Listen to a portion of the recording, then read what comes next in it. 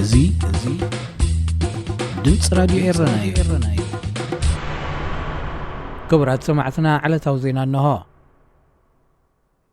ኤርትራ ንመበል 52 ጊዜኡ ኣብ ዝቃናዕ ዘሎ ኣኼባ ኮሚሽን ሰብኣዊ መሰላት ተኸሲሳ። ካብ 27 ለካቲት ጀሚሮ ክሳብ 4 መጋቢት ኣብ ዝቕጽል ኣኼባ ኮሚሽን ሰብኣዊ መሰላት ሶኒ 6 መጋቢት ብዛዕባ ኤርትራ ዝቐረበሉ ጸብጻብ ክሰምዕ ውዒሉ። ምክትል ላዕለዋይ ኮሚሽነር ንሰብኣዊ መሰላት ናዳ ኣልናሺፍ ንኤርትራ መልኪታ ብዝሃበቶ ጸብጻብ ዝሓለፈ እዋን ጸብጻብ ካብ ዘቕረበትሉ ንድሓር ኩነታት ኣተሓዛ ሰብኣዊ መሰላት ገና ኣብ ዝኸፍአ ደረጅኡ ከም ዘሎን ፍጹም ናይ ምምሕያሽ ምልክት ከም ዘይረኣየን ጠቒሳ። ንሳብ ምቕጻል ቤት ጽሕፈታ ናይ ግዱድ ማሕዩር ስቓይ ሰብኣዊ ኣተሓዛ ሕዩራት ግዱድ ምስዋር ገደብ መሰል ሓሳብካ ናይ ምግላጽ ናጽነት ገደብ ምእካብን ውደባን ዝርከብዎም ጸብጻባት ከም ዝበጽሓ ብምግላጽ ኣሽሓት ፖለቲካውያን እሱራትን ብሰንኪ እምነቶም ዝተኣስሩ ብዙሓት ሃለዋቶም ከም ዘይፍለጥን ኣስሚራትሉ። ኤርትራውያን ንግዱድ ዕስክርና ዝተጋለጹ እዮም እትብልታ ኮሚሽነር ኤርትራውያን መንእሰያት ይግፈፉ ከም ዘለውን ብኣስገዳድ መቕረቦም ናብ ዕስክርና ክልእኹ ዘይከኣሉ ስድራ ቤታት ኣደዳ ዝተፈላለየ ግፍዕታትን ማእሰርትን ይኾኑ ከም ዘለዎ ሓቢራ። ኣብ 2022 ልዕሊ 160,000 ሓተት ዕቑባ ናብ ኢትዮጵያ 130,000 ካልኦት ድማ ናብ ሱዳን ከም ዘምርሑ ብምግላጽ ሃገራዊ ኣገልግሎት ቀንዲ ጠንቂ ስደት ዜጋታት ኮይኑ ከም ዘሎን ገለ ሃገራት ንኤርትራውያን ናብ ሃገሮም ብምምላስ ናብ ተመሳሳሊ ኣደራዕ ከየቃልዕዎም ተማሕጺና። ኤርትራ ብስም ልኡላውነት ኣብ ልዕሊ ዜጋታታ ኣደራዕ እናውረደት ስቕ ክበሃል ኣይግባህን እንድሕር ምባል ሰራዊት ኤርትራ ኣብ 2016-17 ብምጋዝ ሰብኣዊ መሰላት ገበነኛ ኮይኑ ተረኺቡ ግቡእ ተሓታትነት ከይተገብረሉ ጸኒሑ ኸይኣክል ኣብ ዝሓለፈ ዓመት እውን ኣብ ትግራይ ዝተፈጸመ ምጥሓስ ሰብኣዊ መሰላት ክሕተተሉ ጸዊዓ።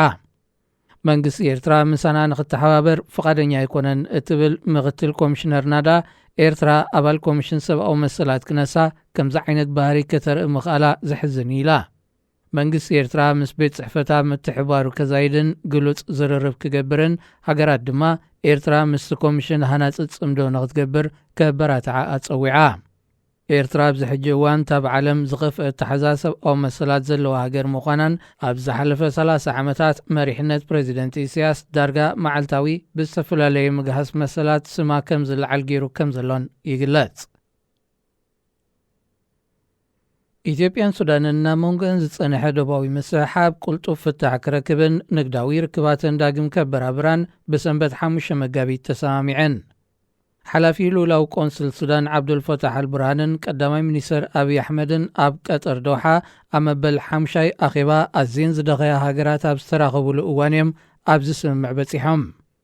ቀዳማይ ሚኒስትር ኢትዮጵያ ብዛዕባ ሓበሬታ ክልቲኦም መራሕቲ ኣብ ዝምድና ናይተን ሃገራት ኣመልኪቶም ከም ዘተዩን ተዓጊቶም ዝጸንሑ ጉዳያት ብፍላይ ድማ ምሕንጻጽ ዶብ ናይተን ሃገራት ብቕልጡፍ ክትግበር ከም ዝተሰማምዑን ሓቢሮም።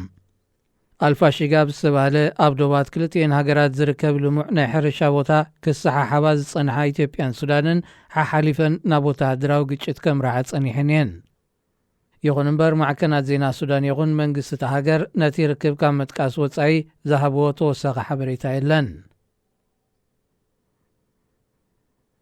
ሕቡራት መንግስታት ኣሜሪካ ኣብ የመን ብዘካየደቶ ናይ ሰብ ኣልቦ ነፈርቲ መጥቃዕቲ ሓደ ካብ ላዕለዎት ሓለፍቲ አልቃዒዳ ከም ዝቐተለት ኣፍሊጣ።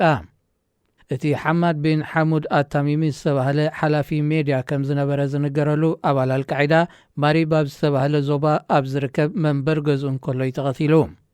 ኣሜሪካ ኣብ ዝሓለፈ ወርሒ ጥሪ እውን ሑሴን ሓድቡል ዝተባህለ ክኢላ ምስናዕ ቦምብ ዝኾነ ሓላፊ አልቃዒዳ የመን ብተመሳሳሊ ደብዳብ ከም ዝቐተለቶ ይዝከር።